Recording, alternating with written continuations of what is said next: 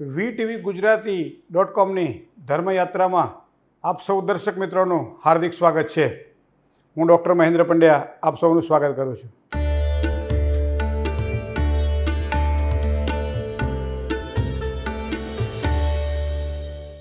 જુદી જિંદગી છે મિજાજે મિજાજે, જુદી બંદગી છે નમાજે નમાજે, છે એક સમંદર થયું એટલે શું, જુદા છે મુસાફર જહાજે જહાજે।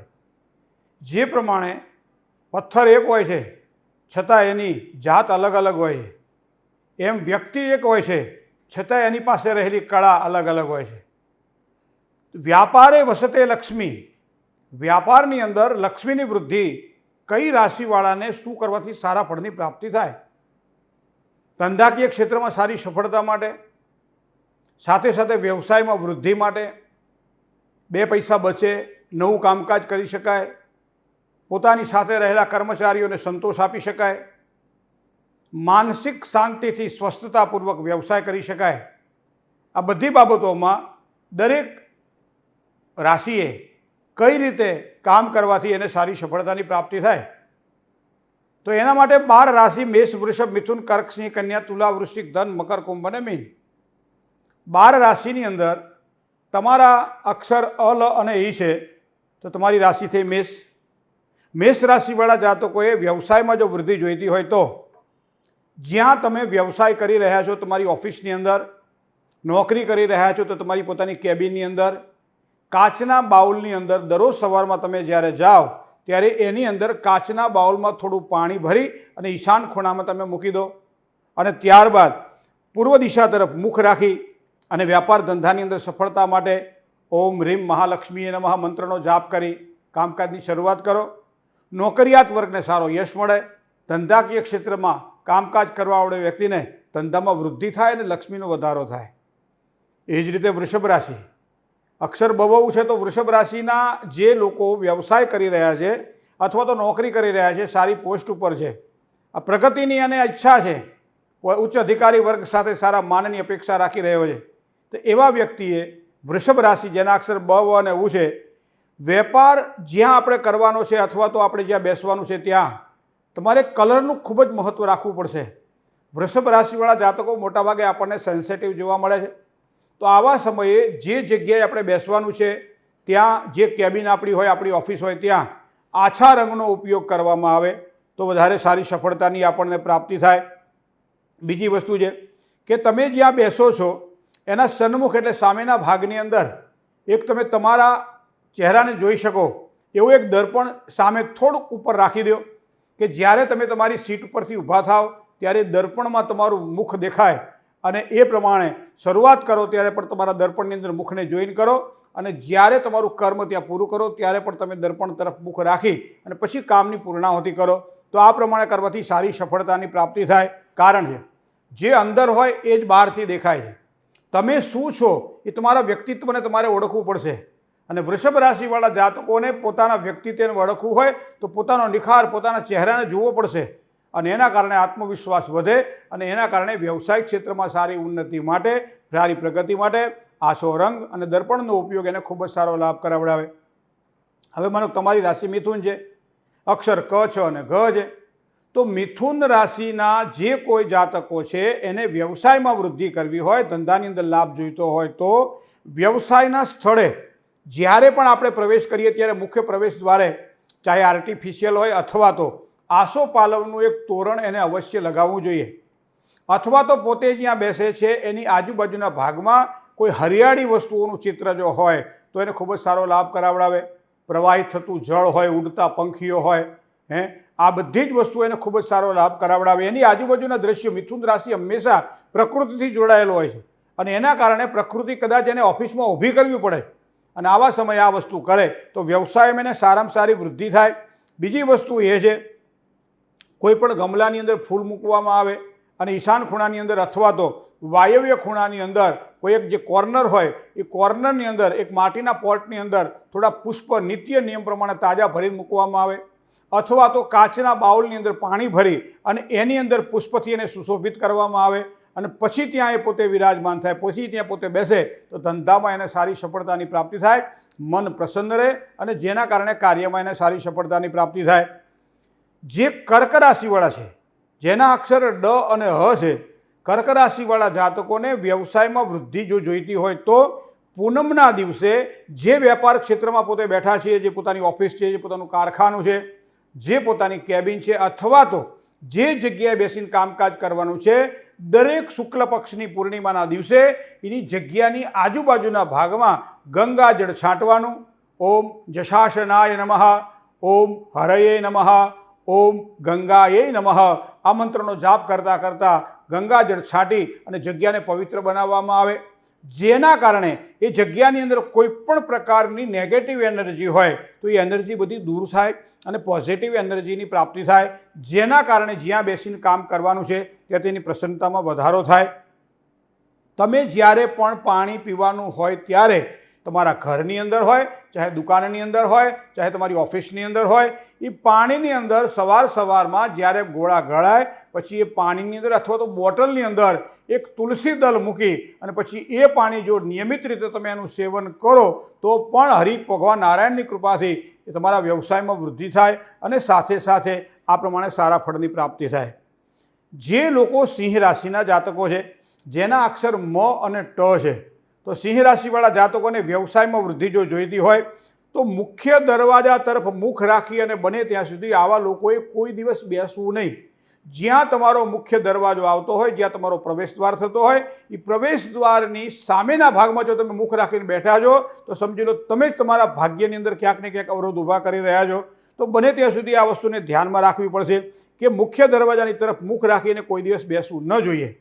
હવે કન્યા રાશિ, પ, ઠ અને ણ અક્ષર છે કન્યા રાશિના. કદાચ તમારી રાશિ કન્યા છે અને વ્યવસાયમાં જો વૃદ્ધિ કરવી હોય તો તમારે શું કરવાનું રહેશે? બુધવારના દિવસે જ્યારે તમે ધંધા માટે નીકળો છો, જ્યારે તમે નોકરી માટે નીકળો છો, જ્યારે કોઈ દુકાન માટે નીકળો છો, ત્યારે ગાયને લીલું ઘાસ ખવડાવ્યા પછી કોઈ નજીકમાં મંદિર હોય તો મંદિરની આજુબાજુની અંદર કોઈ મગનું દાન કર્યા પછી તમે તમારા કાર્યની શરૂઆત કરો. દર બુધવારે આ પ્રમાણે તમે કરશો તો ચોક્કસ તમારા વ્યવસાયમાં તમને સારી સફળતા મળશે. બીજું, જે તમારું કાર્યસ્થળ છે, જ્યાં બેસીને તમારે કાર્ય કરવાનું છે, એની આજુબાજુમાં ભૂલથી પણ લાલ રંગનો ક્યાંય ઉપયોગ ન થાય. હું તો તમને એમ કહું કે તમે જે લખો છો એની પેન પણ લાલ રંગની ન હોવી જોઈએ. આ બધી વસ્તુઓને જો ધ્યાનમાં રાખવામાં આવે તો ચોક્કસ કન્યા રાશિના જાતકોને વ્યવસાયમાં સારી સફળતાની પ્રાપ્તિ થાય છે. તુલા રાશિવાળા જાતકોને તમે ધ્યાન રાખજો, ઓફિસ બહુ મોટી છે તો ક્યાં બેસવું જોઈએ? તો જે બ્રહ્મ ભાગ છે, મધ્ય ભાગ છે, એ મધ્ય ભાગમાં મોટી કોર્પોરેટ જ્યારે કેબિનો ઓફિસો હોય ત્યારે એની અંદર ક્યાં બેસવું? જે એના સીઈઓ હોય કે અથવા મોટા પોતે કોઈ ઉચ્ચ પદ ધરાવતા હોય તો એવા વ્યક્તિઓએ હંમેશા પોતાના પ્રભુત્વને જાળવી રાખવા માટે મધ્ય ભાગમાં પોતાની બેઠકને બનાવવી જોઈએ, જેના કારણે એ દરેક વ્યક્તિઓ પર નજર પણ રાખી શકે અને સાથે સાથે પોતાના પ્રભુત્વને પણ વધારી શકે. કોઈ પ્રોફેસર, ડિરેક્ટર હોય, કોઈ ગમે તે સારી પદવી ભોગવતા હોય, એવા વ્યક્તિઓએ તો ખાસ આ વસ્તુને કરવી જોઈએ, જેના કારણે તુલા રાશિવાળા જાતકોને સારી સફળતા મળે. બીજી વાત હું તમને કહું છું, 7 શ્રીફળ લાલ કપડામાં થોડા ચોખા મૂકી અને એની પોટલી વાળી અને તિજોરીમાં મૂકી દો. પણ એ તિજોરીની અંદર બીજી કોઈ વસ્તુ એ ખાનામાં ન હોવી જોઈએ.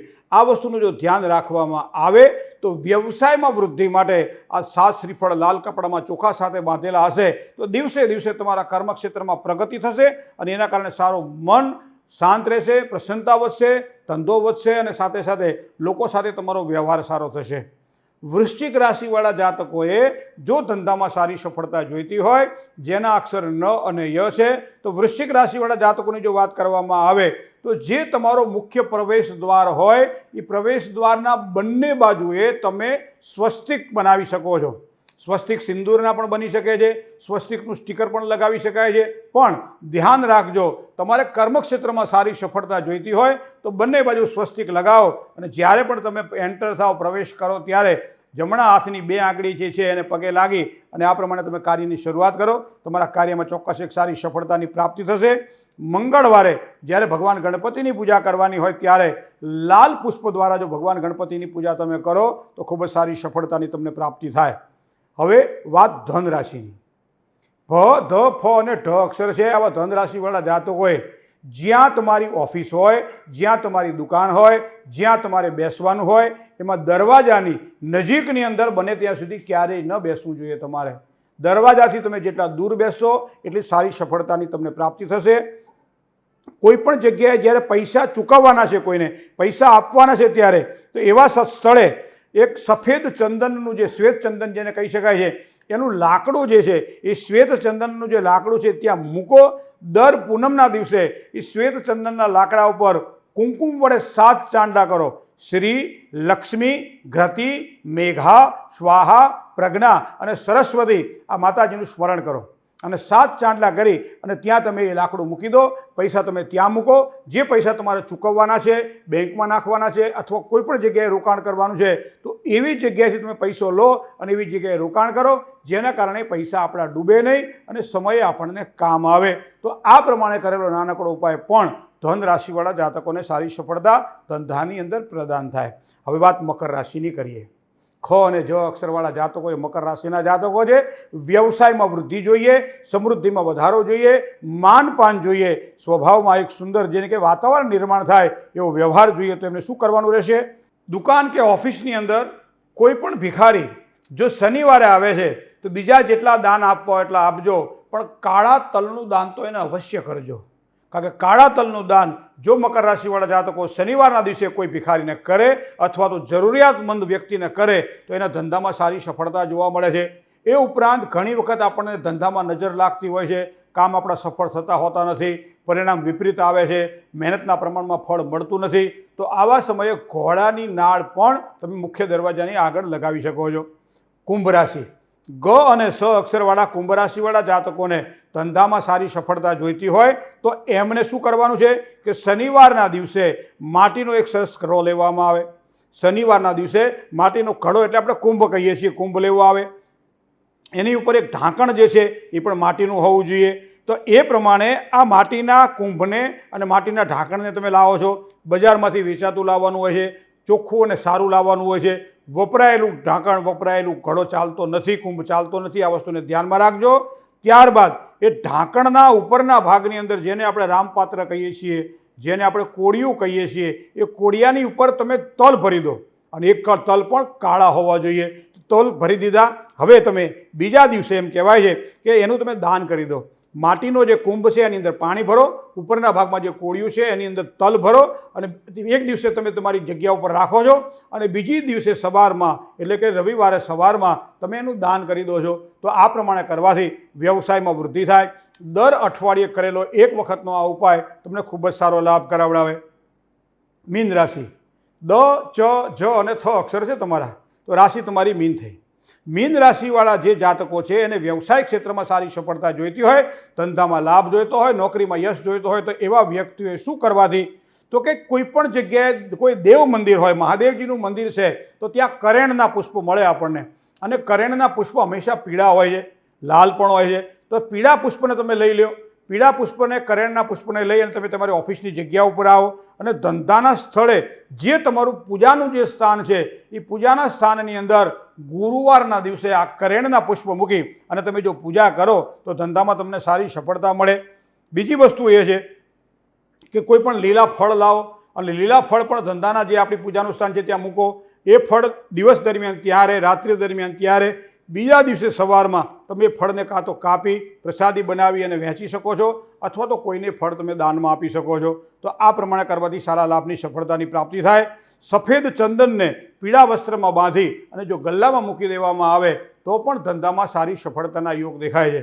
તો 12 રાશિના જાતકોએ અલગ અલગ પ્રકારે કરેલા આ પ્રમાણેના ઉપાયો ખૂબ જ સારી સફળતા પ્રદાન કરે છે. VTV-Gujarati.comની આ ધર્મયાત્રામાં આપ જોડાયા એ બદલ આપનો આભાર. ફરીથી પાછા નવા વિચારો સાથે મળીશું. હું ડૉક્ટર મહેન્દ્ર પંડ્યા રજા લઈશ. જય ગણેશ.